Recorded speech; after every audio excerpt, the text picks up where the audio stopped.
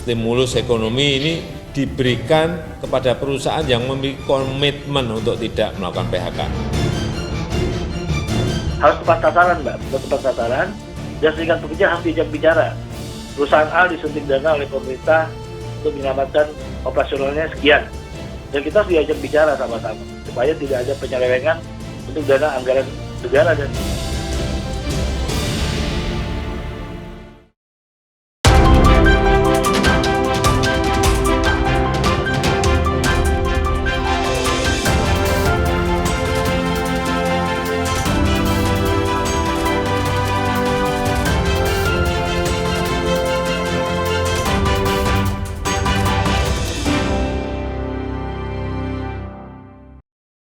Selamat malam saudara, Hari Buruh tahun ini diperingati dengan sangat suram. Sejak virus corona merebak, kasus PHK, gelombang massal PHK terus terjadi.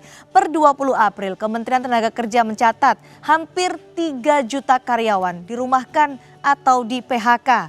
Gelombang PHK akibat pandemi corona ini diprediksi masih akan terus terjadi. Pemerintah menangani ancaman ini dengan meluncurkan program Kartu Prakerja. Apakah program ini efektif untuk menghadapi tantangan badai PHK di tengah corona? Kami membahas hal ini dalam Dua Arah malam hari ini bersama saya, Cindy Sistiarani. Badai PHK menghantam Indonesia. Virus corona membuat dunia usaha dalam negeri babak belur. Akibatnya, lebih dari 1,7 juta orang di PHK. Pekerja formal yang di PHK ada 165 ribu, pekerja formal yang dirumahkan 1.032.960 orang, pekerja informal yang terdampak ada 314.833 orang. Jadi total 1.722.958 orang yang terdata secara baik. Ada 1,2 juta yang akan terus kami lakukan validasi datanya. Gelombang PHK ini mendorong pemerintah untuk memberikan stimulus ekonomi baik untuk perusahaan maupun kepada para korban PHK. Juga agar berbagai paket stimulus ekonomi ini diberikan kepada perusahaan yang memiliki komitmen untuk tidak melakukan PHK.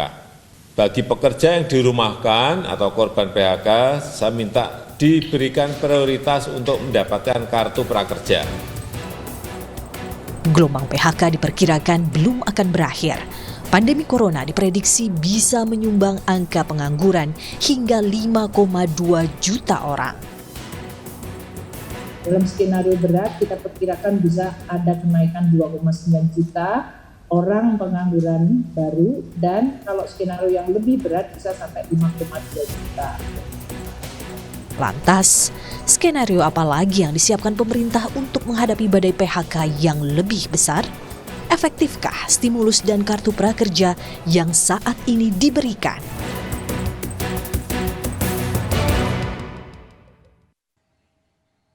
Kami membahasnya dengan 4 narasumber yang telah bergabung melalui sambungan Zoom dan juga satelit. Yang pertama saya akan menyapa Pak Fajar Dwi Wisnuwardani, tenaga ahli utama Deputi 3 Kantor Staf Presiden Republik Indonesia. Selamat malam Pak Fajar. Selamat malam Mbak Cindy. Baik, bergabung juga Pak Haryadi Sukamdhani, Ketua Umum Apindo. Pak Haryadi, selamat malam. selamat malam Mbak Cindy. Dan juga Mbak Nining Elitos, Presiden Kasbi, telah bergabung bersama kita. Selamat malam Mbak Nining. Selamat malam Mbak Cindy. Dan ekonom senior Pak Faisal Basri juga telah bergabung di Dua Arah malam hari ini. Sebelum kita membuka diskusi, saya akan menghadirkan bagaimana catatan dari Kementerian Tenaga Kerja terkait jumlah pekerja yang sudah di PHK, baik dari sektor informal, formal, dan juga dirumahkan. Ini dia datanya yang kami peroleh. Jumlah pengangguran akibat pandemi corona ada 2,9 juta orang yang terdampak.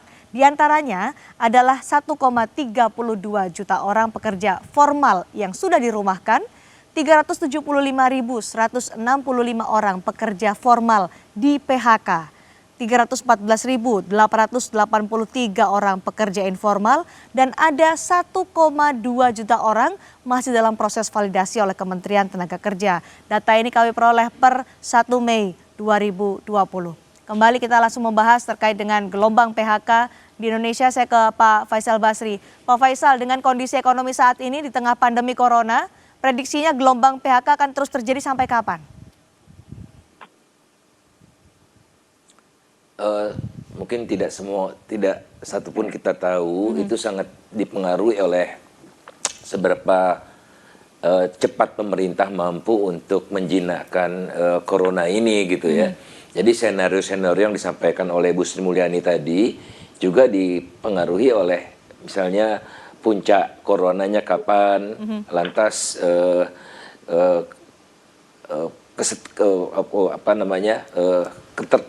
kesiapan sektor dunia usaha seperti apa, karena nanti recovery-nya tidak akan secepat setelah corona hilang lantas recovery, tidak. Nah, saya perkirakan oleh karena itu setidaknya akan hilang 5 juta setidaknya ya, 5 juta pekerja dari pasar kerja. Setidaknya 5 juta orang pekerja kehilangan pekerjaannya akibat pandemi ini. Ya. Pak Faisal, lalu menurut Anda berapa lama perusahaan ini mampu menahan gelombang PHK akibat corona selama ini?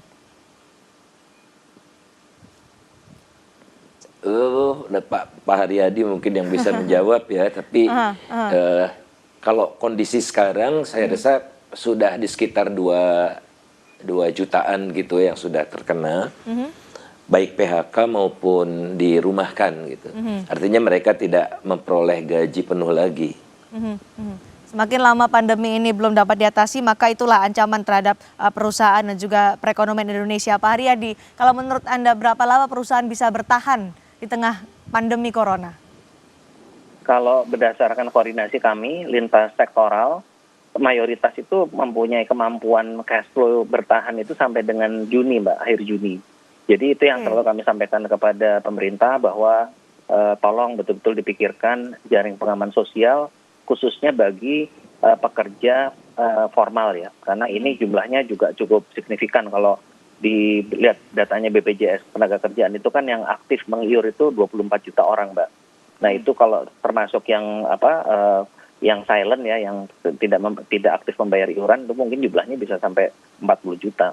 Nah itu yang perlu dipikirkan betul kalau nanti kita berlanjut terus pandemi ini dan kami di sektor kehabisan uang cash, nah itu akan jadi masalah. Oke. Pak Haryadi, Anda menyatakan sampai bulan Juni perusahaan ini bisa bertahan di tengah corona. Setelah bulan Juni apa yang akan terjadi, Pak Haryadi?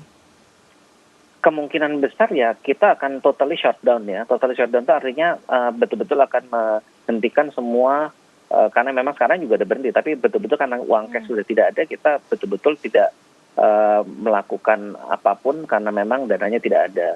Dan saya juga perlu meluruskan juga Mbak Sini, karena banyak yang bicarakan ini akan ada gelombang PHK besar-besaran dan sebagainya. Perlu kami sampaikan bahwa yang terjadi itu bukan gelombang PHK, karena kalau PHK itu kan berarti perusahaan harus menyiapkan pesangon. Gitu. Nah, secara perusahaan itu pada kondisi seperti ini pasti tidak memiliki dana untuk membayar pesangon. Nah, yang terjadi sekarang itu adalah dirumahkan atau dicutikan di luar tanggungan perusahaan. Seperti itu kondisinya, Mbak. Jadi kalau hubungan kekaryawanannya itu masih ada hubungan kerja karena memang tidak di PHK. Oke, dirumahkan artinya sekarang. Saya ke Pak Fajar, tadi Pak Haryadi sudah menyebutkan bahwa daya tahan perusahaan hanya sampai bulan Juni. Ini 1 bulan lagi kita menuju bulan Juni. Setelah itu ada totally shutdown. Apa yang sudah diantisipasi oleh pemerintah terkait dengan kondisi ini? Baik, baik Mbak Cindy dan pemirsa semuanya. Mungkin saya harus mengawali dengan mencoba meluruskan apa yang saya pernah dengar, bahwa Presiden itu melarang ada PHK.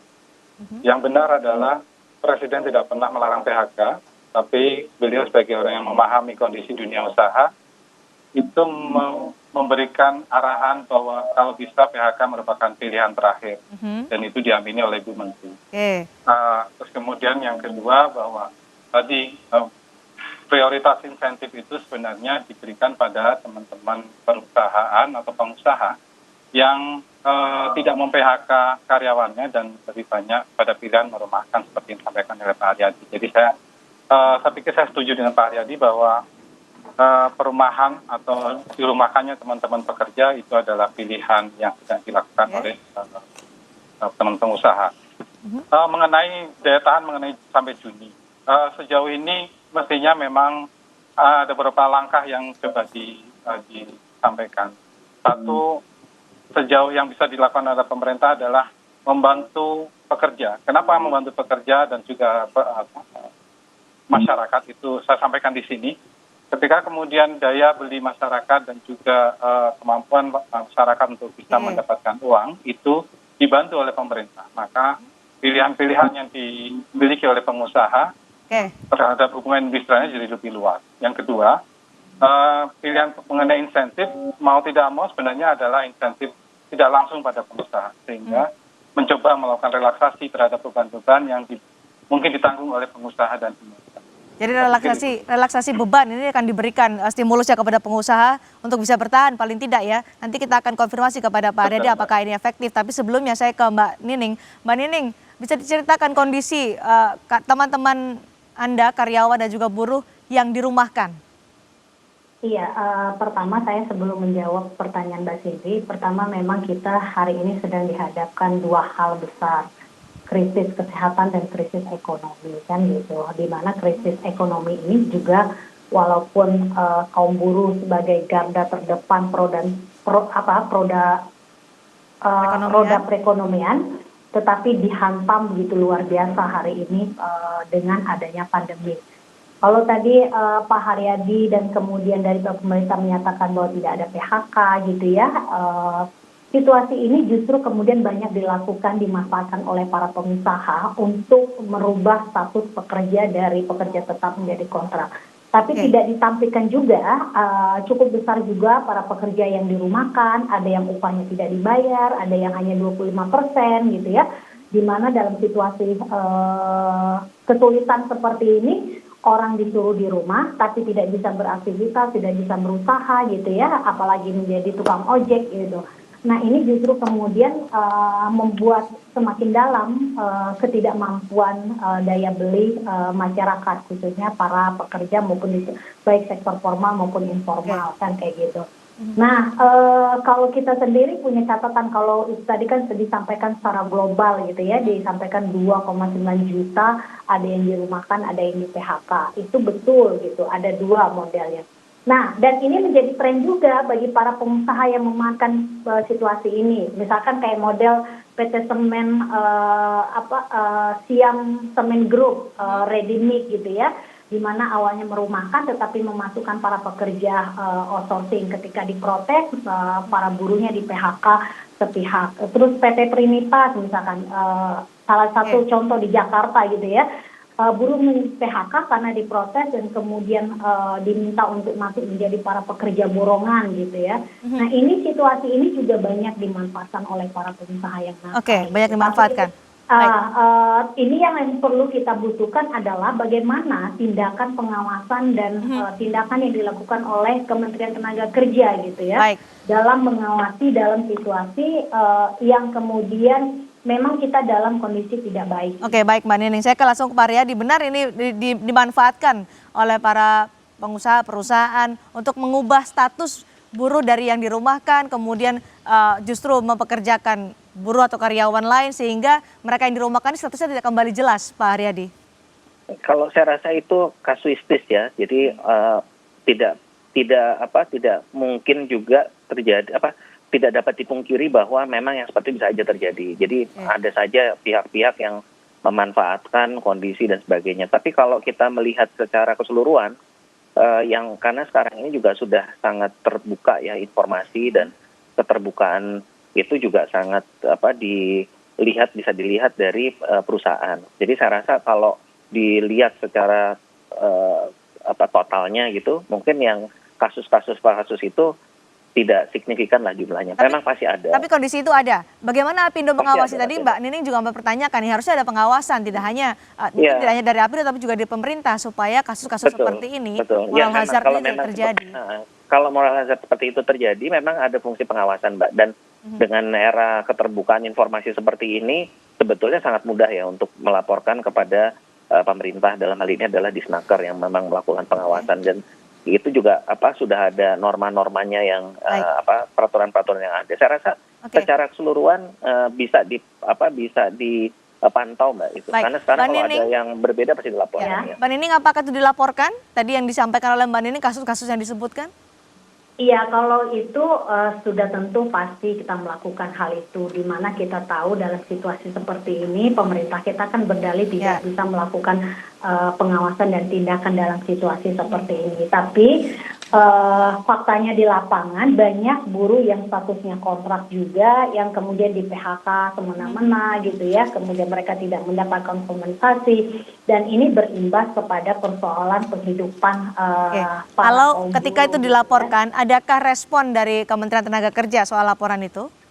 Waktu itu kita mengkomunikasikan melalui via telepon gitu ya, tetapi hanya diarahkan untuk bagaimana pengaduan lewat online kayak gitu. Nah, kita tahu kalau pengaduan lewat online hanya sebagai pendataan gitu loh. Nah, tapi kita mau katakan bahwa situasi hari ini juga memang akhirnya memberikan dampak ekonomi yang memang sangat buruk terhadap kaum buruh, di mana mereka kesulitan pendapatan gitu ya, sudah dirumahkan mereka tidak dibayar. Banyak juga ini Pak Haryadi, buruh-buruh yang dirumahkan hanya dibayar 25%, padahal stimulan jilid 1 sampai jilid 16 kan cukup besar juga terhadap, di mana lagi para pengusaha juga tidak punya transparansi, keterbukaan di mana letak kesulitan. Kita akan bisa memberikan kita sangat buruh sangat memahami ketika memang betul itu kesulitan. Tapi kan banyak yang dilakukan adalah secara sepihak. Nah, ini yang kemudian relasi yang tidak seimbang selalu terjadi, sehingga yang menjadi korban adalah kaum buruh. Pak Fajar, bagaimana nih buruh semakin tidak berdaya di tengah pandemi? Belum lagi dengan dirumahkan, dengan hak-hak yang tidak terpenuhi. Pemerintah seperti apa? Ya, data yang kami miliki memang selain dirumahkan, saya sepakat dengan Mbak Nining bahwa sebagian itu dirumahkan dengan hak-haknya yang mungkin disebutkan oleh Mbak Nining dari 30%, 20%, ada yang 10%, bahkan ada yang tidak dibayar. Kita memahami itu, sehingga kemudian tapi di sisi yang lain kami juga mencoba melihat bahwa teman-teman pengusaha juga ada dalam posisi yang sulit juga, karena memang cash flow-nya seperti disampaikan Pak Haryadi. Ditambahkan kemarin informasinya memang bahan baku dari negara-negara tertentu memang agak terhambat. Nah, menjawabnya bukan kemudian sebaiknya bagaimana, tapi kita lihat dulu bahwa secara penyebab dari pengangguran atau PHK atau perumahan dari teman-teman pekerja itu sebenarnya ada beberapa masalah. Satu, ya tentu kita pahami bahwa COVID ini membawa masalah mengenai keuangan dan juga kesehatan. Secara kesehatan ada beberapa perusahaan yang saya juga mendengar akhirnya harus dirumahkan karena ada satu unit atau satu factory itu tutup, ada yang terkena COVID gitu, sehingga ada perumahan. Kita lihat di Jadi stimulus yang akan kemudian diberikan oleh pemerintah akan seperti apa konkretnya nih Pak Fajar? Karena buruh semakin tidak berdaya, tadi disebutkan Mbak Nining. Saya pikir yang harus saya sampaikan dulu Mbak Cindy, selain kondisi masalah kesehatan dan juga masalah keuangan, berulang-ulang kenapa kemudian Bapak Presiden menyampaikan PHK itu adalah hal terakhir. Saya juga sepakat dengan apa yang disampaikan oleh Mbak Nining. Jangan sampai kemudian COVID ini kalau bahasa teman-teman serikat itu kan digunakan gitu ya untuk apa yang selama ini disampaikan mengenai perubahan status pekerja. Tapi saya sendiri juga sangat meyakini teman-teman pengusaha memiliki cukup kemampuan untuk tidak mengiyakan itu dan tidak melaksanakan itu di lapangan. Sehingga salah satu yang dilakukan oleh Presiden adalah mencoba menyampaikan PHK sebaiknya bukan merupakan pilihan yang pertama. Dan tidak membuat apa yang teman-teman selain menyampaikan itu, selain menyampaikan itu, Presiden juga menyebutkan bahwa akan memberikan stimulus bagi perusahaan yang tidak melakukan PHK. Kami akan membahas ini, apakah stimulus ini efektif di dua arah selepas jeda.